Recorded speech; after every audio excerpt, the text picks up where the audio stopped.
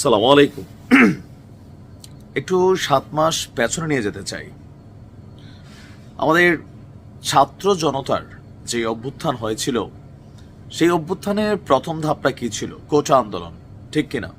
নাকি আমি ভুল বলছি? কোটা আন্দোলনে যখন আবু সাইদ তিনি নিহত হলেন, তখন থেকে আন্দোলনের প্রেক্ষাপটটা পরিবর্তন হতে লাগলো।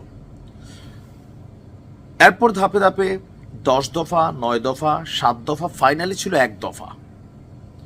ওই সময়টাতে সংস্কার এই শব্দটা কে শুনেছেন?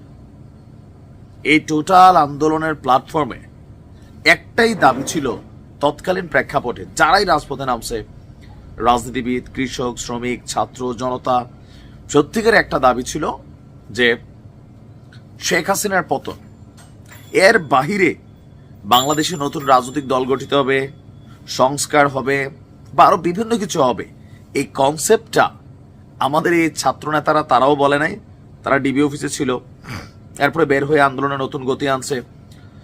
অথবা ওই মুহূর্তে বাংলাদেশ এই শব্দটার সাথে পরিচিত ছিল না। আমরা পরিচিত হলাম কখন? যখন ডক্টর ইউনূসের নেতৃত্বে এই ছাত্ররা সহ যে উপদেষ্টা পরিষদ গঠিত হলো, তখন আমরা শুনলাম যে সংস্কার দরকার, জাতীয় রাজি হলো। হ্যাঁ, বাংলাদেশকে আগামী দিনে ফেসিবাদ মুক্ত রাখতে, রাজনীতির অপব্যবহার না করতে, সরকারি পদ পদবি ক্ষমতার অপব্যবহার না হতে, প্রশাসন যেন অপব্যবহৃত না হয়, সেই জন্য সংস্কার দরকার। কিন্তু জাতীয় নাগরিক পার্টির আহ্বায়ক মোহাম্মদ নাহিদ ইসলাম তিনি বলছেন যে সংস্কার করার জন্যই মানুষ রক্ত দিয়েছিল, এই কারণে ওই সময় দেশে গণ অভ্যুত্থান হয়েছিল। আছে কোনো কথা? ওই সময় কি আমরা জানতাম নাহিদ তারা রাজনৈতিক দল গঠন করবে?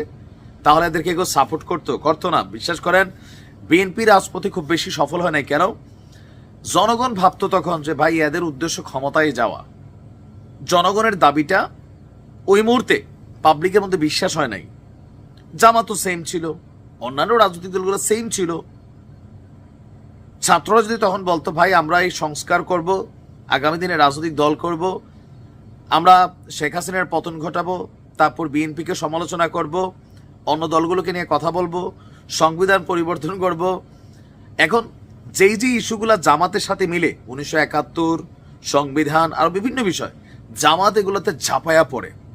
আবার যখন নাহিদ ইসলাম জামাতকে নিয়ে বলে যে এই টাইপের রাজনীতি বাংলাদেশের মানুষ চায় না, এই ধর্মভিত্তিক রাজনীতি এগুলো বাংলাদেশের মানুষ খাবে না, এদেরকে ভোট দিবে না, তখন জামাতের খুব গায়ে লাগে। যখন মাহফুজ জামাতকে খোঁচা মারে, তখন গায়ে লাগে যে জামাত 71-এ যুদ্ধাপরাধী করছেন। কিন্তু যেগুলো জামাতের পক্ষের, জামাত মোটামুটি রাজি। আরো বিভিন্ন যে ছোটখাটো রাজনৈতিক দলগুলো আছেন।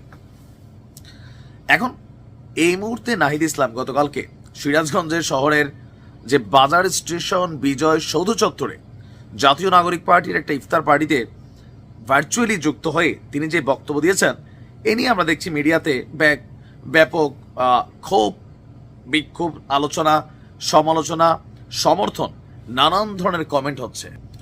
কেউ কেউ বলছে যে ছাত্ররা এই মুহূর্তে একের পর এক ওহী নাজিল করছে, মানে রাজনৈতিক ওহী, যেগুলা 5ই আগস্ট বা 8ই আগস্টের আগে কেউ কল্পনাও করে নাই।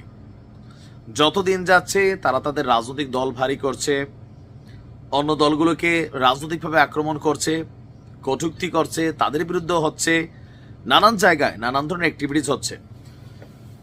তারা তাদের যে রাজনৈতিক আদর্শ, এজেন্ডা বা গণপরিষদ নির্বাচন, সংবিধান পরিবর্তন, আরো ব্যাপক সংস্কার, আরো বিভিন্ন বক্তব্য যেগুলো আসছে, জনগণের একাংশ মনে করছে যে ভাই আপনারা যেহেতু মনে করেন জনগণ আপনাদের সাথে আছে, তো ব্যাটার হচ্ছে নির্বাচন হয়ে যাওয়া।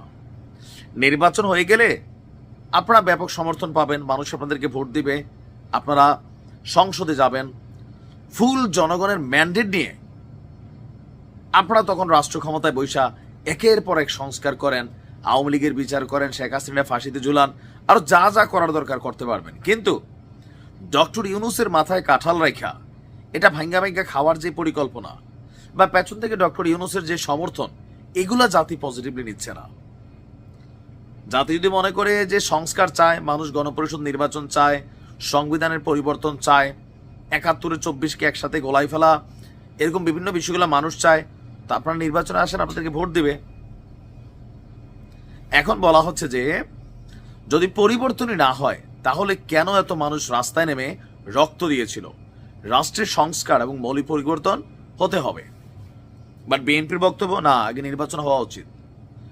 সংস্কার চলমান প্রক্রিয়া, যেই সরকার ক্ষমতায় আসবে করবে।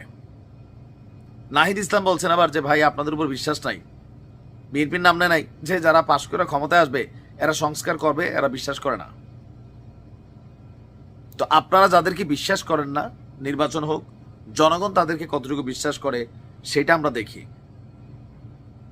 সংস্কার চলমান প্রক্রিয়া, যেই সংস্কারগুলো না করলেই না, সেগুলো করার পক্ষে আমিও।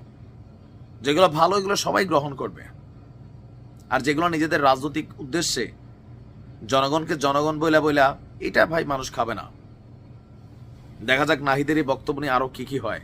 ভালো থাকুন।